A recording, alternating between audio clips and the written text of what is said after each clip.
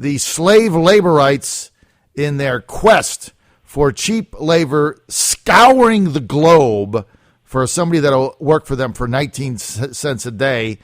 Finally, now they've got the Pacific Riminites behind it. They found people in Malaysia and others willing to work for 7 cents an hour. So I guess in the global economy, for the globalists, it's a good day, isn't it, Curtis?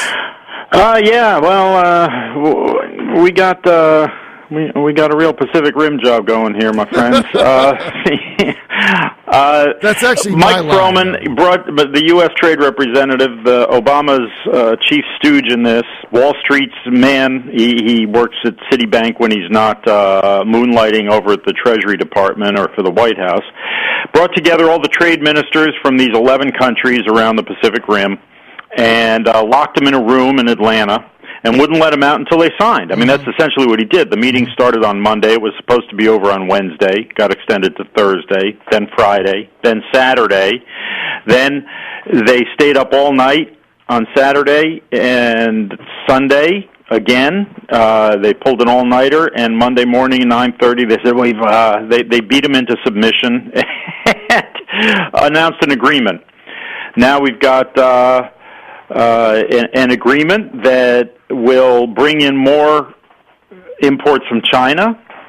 It will, as the Japanese negotiator said at the press conference yesterday morning, it will allow the free flow of people, goods, and investment throughout these 12 countries, from Malaysia to Maryland, the free flow of people, goods, and investment. So if you're a slaver, a slave trader in Malaysia, or a Sharia law acolyte, an enforcer in Brunei, you have the same rights as an American. Yep. Well, of course, you don't have the same legal liability, because if you are a crony capitalist in Vietnam, and they all are, because you can't do business in Vietnam unless you're in bed with the communist dictators, and you have a problem with an American law, you don't get to sue in an American court. You go to a special tribunal set up under the Trans-Pacific Partnership. Sure. So this is a lovely deal they've set up here. Obama is fundamentally transforming America. That's going to be his legacy. That's what he promised. It's not here. The thing is, though, it's not just Obama, Curtis. That's the issue. That's right. That's right. If it was Obama driving this, look, you had a lot of Democrats behind it. Many Democrats opposed to the folly of this deal. You got the Republican Wall Streeters all behind this thing. Look, this is a unholy alliance of the globalists, the Wall Street banksters, the global elitists, the slave traders, the TARPists, the Silicon the Valley bailout babies. The bailout babies. They're all in this thing. The chamber puppets, they're all in it, okay? And the thing is, you know, they have the buzzword, and I know I've said this 100 times, but they have the buzzword of free trade. And somehow you think, oh, it's going to be good. I was taught in social studies in senior high school 101, if you have a tariff, bad things happen. If it's free trade, good things happen. Sure, I did that graph, but we don't have that in this deal. And the thing is that is so infuriating about this is you're basically giving away your sovereignty. Because that's right. Like you're turning decisions over not for U.S. courts, but to tribunals that you have no jurisdiction over. So there's two issues here. And I want to get to an example. And it's big in Virginia, okay? Chinese drywall, okay? Remember that? All this drywall came in from China, not regulated, had all this mold in it, people sick, people dying, right? They buy a home, the home's garbage. You know how much money the U.S. has gotten out of the Chinese that manufactured this drywall that have cost average citizens hundreds of millions of dollars? Do you know the dollar amount? I'll bet it's close to zero. Zero. Not one dime, because they're outside of our jurisdiction. So they can dump anything they please on us. Well, you see we have nowhere to go. Yeah, well, what these clowns do in this Pacific Rim deal are going to tell us is that, oh, well, see, under this now we're going to set up this tribunal and we'll have a jurisdiction to go to. But that's not the way it works. That's a complete lie, because citizens cannot go before one of these international courts that this sets up. Only the companies go. Yeah, so let's say Virginia passed a law, a regulation saying the Chinese drywall has to meet certain standards. It has to be tested and proven not to be emitting sulfuric acid and formaldehyde and poison gases and corrosive chemicals into the air. Let's say Virginia passed that law. Then the Chinese company could say, oh, well, that interferes with our ability to make a profit. That's a restraint of trade. That's a non-tariff barrier to trade, and they would sue to have that law struck down before one of these international tribunals.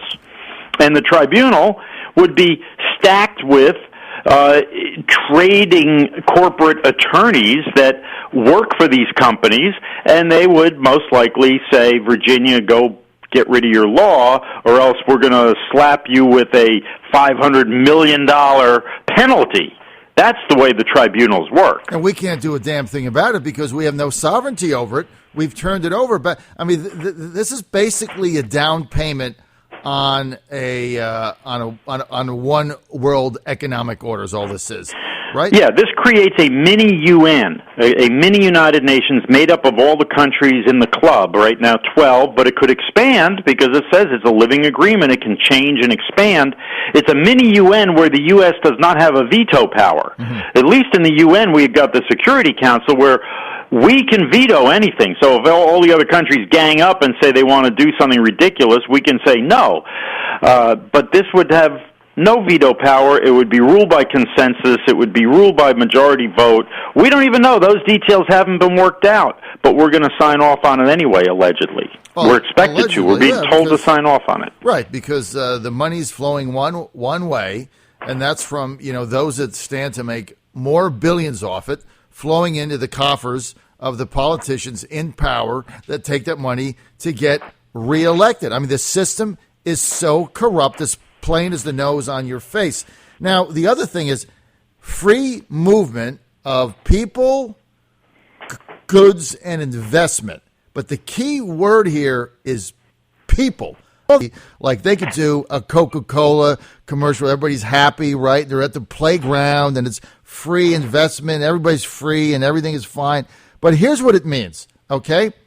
Any number of people a company can bring into the United States under their, they don't pay taxes, there's no tracking. They can go into the United States to work in their plants or their manufacturing centers or whatever they have, taking American jobs away, and then you can't keep track of these people. And it's beyond me that with the security problems that we've got today, that nobody is saying, well, wait a minute. I mean, there's no way we could expand this program, but that's exactly what TPP will do, right? That's right. That's exactly right. It's exactly what TPP would do, and it's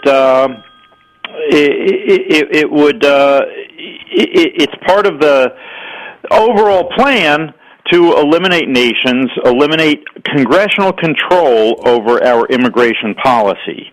Now, the liars in the Obama administration have told Congress there is nothing in this agreement that affects immigration. There's an entire chapter in this agreement that's called temporary entry. Temporary entry are foreign guest workers. Now, H-1B visas, things like this, L-1 visas, intra-company transfers of employees. These are all, they're all in this agreement, and these are called non-immigrant visas because these people only come temporarily for the job. They don't come to live here, not initially at least. So when they say there's nothing in here that changes immigration law, they're playing with words. What the meaning of is, right? Because what they're talking about are bringing in migrant guest workers. This has been the plague of humanity for thousands of years. Mm-hmm. We used to call migrant workers slaves. Mm-hmm. All those migrant workers that were brought over from Africa. They were migrants that came here to work. They were not considered citizens. They were not allowed to vote. They couldn't own property. They couldn't do anything. So they weren't really citizens. They weren't really living here. They weren't really people, right? So we had to pass an amendment, the 14th Amendment, to declare them citizens because they weren't citizens.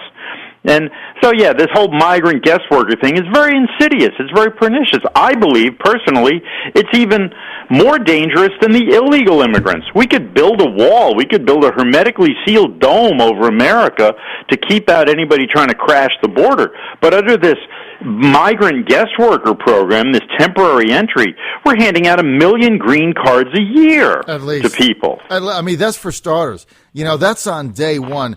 Curtis, walk our listeners through an example of how this works. So let's say we sign this deal. A company in one of these 12 Pacific Rim job countries decide, okay, we're going to open this manufacturing plant in Iowa, okay?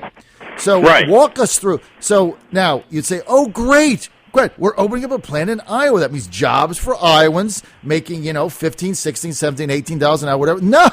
No, they don't get the jobs. They get squat because they bring in their own people. They say, well, we need our own managers because they understand how we work, and we need our own supervisors because they understand how it works. Now we need our own workers. So they basically fill the factory, right, with foreign supervisors, managers, executives, and workers. They fill it up. They pay them squat. They don't pay taxes, right? And they take U.S. jobs. Now, how does that help the U.S. worker? It doesn't, and you've got it exactly right. They bring in their supervisors. They bring in their managers, and eventually down the road, they bring in their skilled workers.